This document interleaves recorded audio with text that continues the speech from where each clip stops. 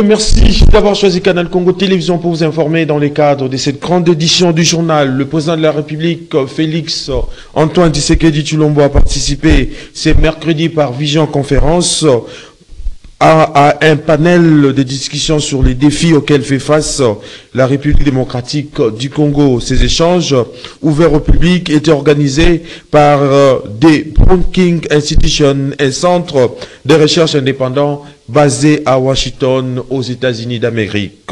Autre détail dans ces reportages. Suivez.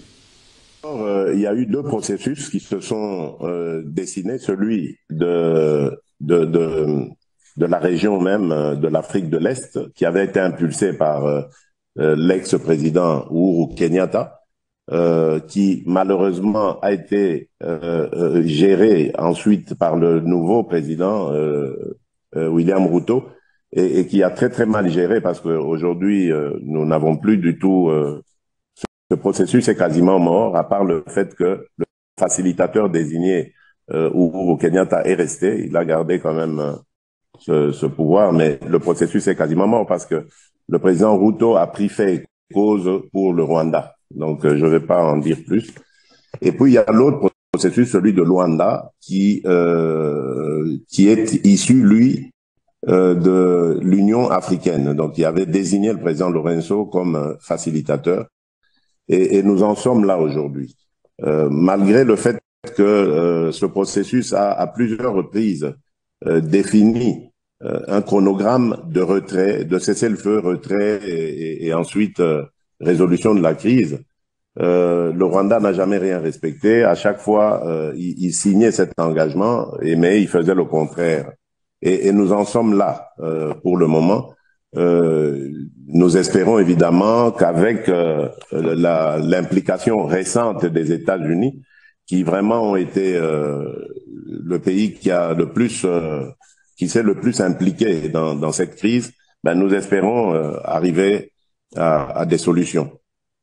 C'est ce que je peux dire à ce stade, en réitérant encore notre volonté ferme à vouloir revenir à la paix, parce que sans paix, sans sécurité, il n'y a pas de stabilité, et sans stabilité, il n'y a pas d'investissement, et sans investissement, il n'y a pas de développement. Donc vous comprenez que nous sommes déterminés à ramener la paix dans notre pays, quoi qu'il en coûte. Et puis, rentrée judiciaire de la Cour des comptes de la République démocratique du Congo, exercice 2024-2025, ce jeudi 25 juillet 2024. Le chef de l'État, Félix Antoine Tshisekedi Tshilombo, en sa qualité de magistrat suprême, a été représenté à cette cérémonie par la première ministre Judith Touloukasumimwa. Ainsi, dans son allocution, le président de la Cour des comptes, Jimmy Munganga, s'est appesanti sur la mission principale de cette institution, qui est celle de s'assurer du bon emploi des deniers publics, d'en informer les citoyens. Le président de cette cour a fustigé la disposition légale régissant actuellement l'institution qui instaure un intermédiaire politique entre la Cour des comptes et les juridictions de l'ordre judiciaire. Et puis, le bureau provisoire du Sénat de la République démocratique du Congo annonce la tenue d'une séance plénière vendredi 26 juillet 2024. Selon le communiqué signé par le rapporteur du bureau provisoire, Yvan Kazadi, cette plénière va tabler notamment sur différents sujets, dont la lecture de l'arrêt de la Cour constitutionnelle, la présentation du calendrier de l'élection du bureau définitif du Sénat et la mise en place de la commission ad hoc chargée de l'examen de la conformité des candidatures aux critères fixés. Cette plénière sera une étape importante pour le bureau Kindwele Lumbu, qui s'achemine lentement et sereinement vers la fin de sa mission. Celle-ci sera couronnée par l'organisation de l'élection du nouveau bureau, qui sera définitif à la tête du Sénat de la République démocratique du Congo. Tout à fait autre chose à présent. La Cour militaire de Kinshasa-Gombe a repris ce jeudi l'examen de l'affaire Corneille Nangaa, président de l'Alliance Fleuve Congo FC, ainsi que 24 autres prévenus poursuivis pour crimes de guerre, participation à un mouvement insurrectionnel et trahison. Les 5 prévenus physiques viennent présents ont été interrogés plutôt par le juge de cette cour militaire ségeant en audience foraine dans la prison militaire d'Indolo. Le point avec Maxime Akabou. À un moment donné, il y aurait des audios qu'il va faire à la contre de mon commandant. Siégeant en audience foraine à la prison militaire d'Indolo, la cour militaire de Kinshasa-Gombe a repris ce jeudi l'examen de l'affaire Corneille Nangaa, ancien président de la CENI et dirigeant politique du mouvement en politico-militaire, l'Alliance Fleuve Congo AFC, ainsi que 24 autres prévenus poursuivis pour crimes de guerre, participation à un mouvement insurrectionnel et trahison. Devant la cour, Eric Kuba, surnommé Malembe, a reconnu une fois de plus son rôle de cofondateur de l'AFC. D'un air calme, il a précisé qu'il était également commerçant. Interrogé sur la nature de son commerce, il a refusé de répondre aux questions concernant la vente d'armes ou d'avions. Pendant, Kuba a admis avoir organisé des réunions à Kigali, mentionnant le général rwandais Jean-Paul Niro Obutama comme un ami et partenaire de sécurité civile. Les liens les plus notables est celui avec le général Muhoozi Kainerugaba, fils du président ougandais Yoweri Museveni, a-t-il déclaré. Monsieur le Président, là je vous dirais que l'objectif ce n'est pas le Nord Kivu. L'objectif de l'AFC c'est conquérir de province à province et arriver jusqu'à Kinshasa. C'est ça l'objectif. Par ailleurs, le prévenu Nangaa Baseene, poursuivi pour trahison et participation à un mouvement insurrectionnel, a nié toutes les accusations portées contre lui, affirmant qu'il n'est pas membre de l'AFC et qu'il n'a jamais été en contact avec Eric Kuba et les autres accusés. Vous allez membre d'un mouvement politique. Natikala jamais que vous allez membre de l'AFC ni M23. Bon, nakati ya makambo na eloko ni yo yebi. Na yebi eloko moko te. Natikali jamais ko yeba Monsieur Eric Kuba. Natikala jamais komona Monsieur Samaf Nikez. Natikala jamais komona Kianga Microbe. Natikala jamais komona Ndeko Samafu. Monsieur Corneille Nangaa na yebiye lokola mwana ya grand frère nangai. Nde na yebiye na makamususu te na partners moko te na Monsieur Corneille Nangaa. Notez que la cour continue d'examiner l'affaire et interroger le prévenu pour faire la lumière sur cette affaire. Et puis à Kisangani, dans la province de la Tchopo, les jeunes de la Grande Orientale ont organisé une marche de soutien à la candidature du sénateur Jean-Baptiste Saïdi au poste du rapporteur de la Chambre haute du Parlement, initiative d'Enoch Sefou, cadre du mouvement de libération du Congo à travers sa structure 100% Jean-Pierre Bemba. Regardez. À Kisangani, les jeunes de l'espace de la Grande Province Orientale ont effectué une marche de soutien ce samedi 20 juillet 2024. Objectif, soutenir la candidature du sénateur Jean-Baptiste Saïdi au poste du rapporteur du Sénat. Sous l'initiative d'Enoch Sefou Kenge, représentant de ces jeunes et cadre du mouvement de libération du Congo, et à travers sa structure 100% Bemba, la marche a débuté vers 9 h au restaurant La Fourchette pour chuter à la place de la Poste. La jeunesse tient à encourager Jean-Baptiste Saïdi pour cette candidature, a martelé Enoch Sefou. Nous, jeunes de la province de la Tchopo, en particulier, et de la Grande Orientale en général, venons par la présence encourager notre camarade du parti, en la personne de l'honorable Jean-Baptiste Saïdi, à déposer sa candidature au poste de rapporteur dans la haute chambre du Parlement congolais. En effet, l'heure où la République démocratique du Congo connaît des difficultés multiformes, nécessitant des solutions urgentes et efficaces, guerre d'agression par le Rwanda soutenue par les puissances étrangères pour le pillage de nos richesses, conditions de vie précaires de nos populations, nous avons la ferme conviction que la sagesse et l'expérience doivent prendre place pour la résolution de ces multiples difficultés auxquelles fait face notre pays. Le moment est donc venu pour la Chambre de sagesse de la République d'incarner en son sein cette sagesse et cette expérience en se choisissant parmi eux ces élites dotées de capacités et profils requis pour son bon fonctionnement et son rayonnement. Le présent message, nous demandons au chef de l'État, garant du bon fonctionnement des institutions, de jouer une fois de plus un grand rôle pour la représentation de la Grande Orientale par un digne fils de cet espace.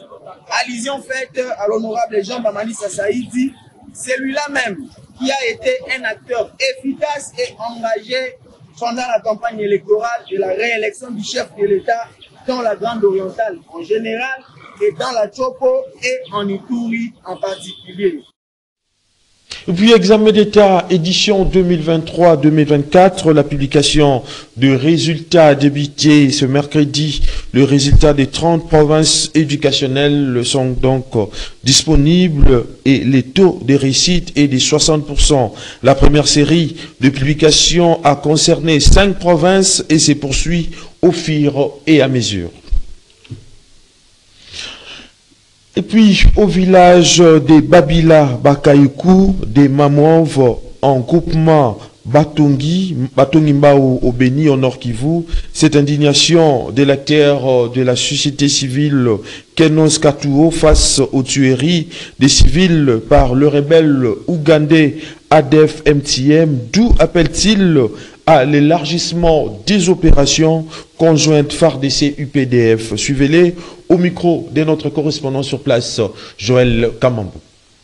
Des attaques des ADF-NAL du mardi 23 juillet au mercredi 24 juillet dans les agglomérations de Katere, Sangwa, Mangambo, Kotaokola et de 50 personnes tuées. Tous ces villages sont du territoire de Beni, secteur de Beni Mbao, groupement de Batangi Mbao, dans la localité de Babila Bakayuku de Mamouve. Du 16 au 23 juillet, nous avons enregistré un bilan de 90 personnes tuées à l'intervalle de 10 jours. Et jusqu'à présent, plusieurs corps gisent sur le sol. Pour les non-accessibilités de ces villages, plusieurs maisons incendiées et des motos incendiées et plusieurs personnes portées disparues. Nous appelons le gouvernement congolais de pousser les regards dans le groupement de Batangi Mbao, surtout en envoyant une nouvelle unité spéciale pour remplacer nos FARDC qui sont ici sur terrain, car ils ont déjà beaucoup travaillé à combattre cet ennemi ADF pendant plus de 5 ans sans avoir un résultat escompté. Ils sont fatigués. Nous sollicitons les enquêtes et le lancement des opérations FARDC et UPDF dans un bref délai. Nous demandons au gouvernement pourquoi un grand silence pour plus de 10 ans de massacres dans cette localité. Nous n'avons jamais eu une assistance ou des visites des membres du gouvernement central ou provincial. Nous demandons à la population civile de vider les lieux de massacres car nous sommes abandonnés par les autorités et l'ennemi est en train d'imposer sa puissance dans nos villages.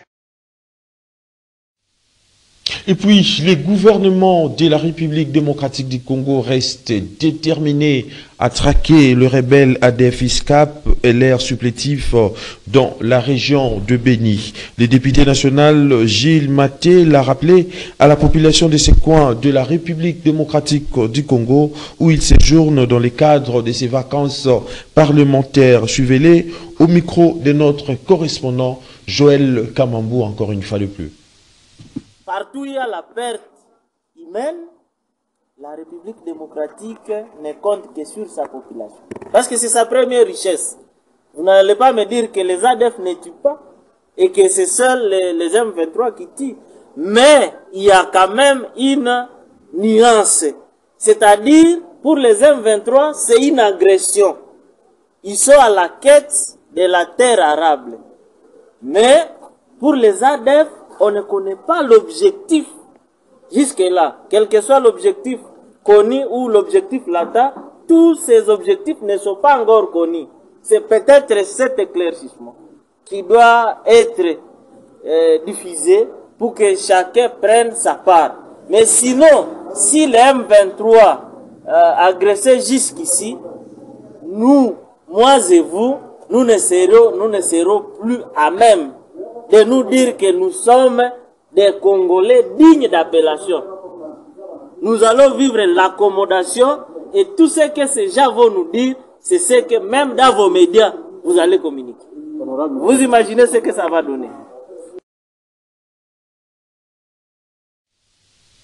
Et puis, la révocation du coordonnateur du PDD-RCS, l'abbé Jean Bosco Bahala, nous en parlons plutôt dans cette grande édition du journal sur Canal Congo Télévision avec cette réaction de Prince Epengue, président du parti politique ADD Congo et cadre de la coalition Lamuka. Il exige 2 éclaircissements sur cette affaire. Il est au micro de Maxime Akabo. Mais ce Jean Bosco Bahala n'est pas un fou. Il a quitté le Congo officiellement avec un an de démission. Il fait des routes et il a rencontré la M23 et la FC pour et au nom du gouvernement congolais. La coalition Lamuka s'indigne de cet entonnement, de ces hésitations. C'est d'autant plus préoccupant qu'un gouvernement hier dit une chose et aujourd'hui fait une autre. Les Congolais ont raison d'être indignés et nous exigeons au nom des Congolais la vérité sur la présence de la délégation congolaise en Ouganda. Et ces hésitations n'aident pas à ce que le Congo avance. Alors même qu'une dynamique interne est née où la cohésion et l'unité nationale sont sérieusement réclamées par les Congolais au fait que tous, acteurs politiques et société civile, nous puissions parler les mêmes langages, adopter les mêmes tons face à cette guerre d'agression pour que nous puissions changer la donne sur le terrain et récupérer notre pays. Et puis, la Fédération de personnes vivant avec handicap a tenu une grande réunion au Centre national d'apprentissage des personnes handicapées et invalides, Senafi, situé dans la commune de Kasavubu. Il était donc question pour ces personnes vivant avec handicap à travers cette cérémonie présidée par son chargé des missions Ahmed Itoko de resserrer les liens de fraternité entre elles tout en dénonçant la tendance de certains politiciens qui tentent de les diviser et de les manipuler contre le gouvernement de la République démocratique du Congo. Gisèle Olive Etoko était donc là pour les comptes des Canal Congo Télévision et Radio Liberté Kinshasa. Suivez. Au grand mot, les grands remèdes, dit-on, la Fédération congolaise des personnes vivant avec handicap a tenu une grande réunion au Centre national d'apprentissage des personnes handicapées et invalides, situé dans la commune de Kasavubu à Kinshasa. Une assemblée présidée par le chargé des missions, Ahmed Itoko.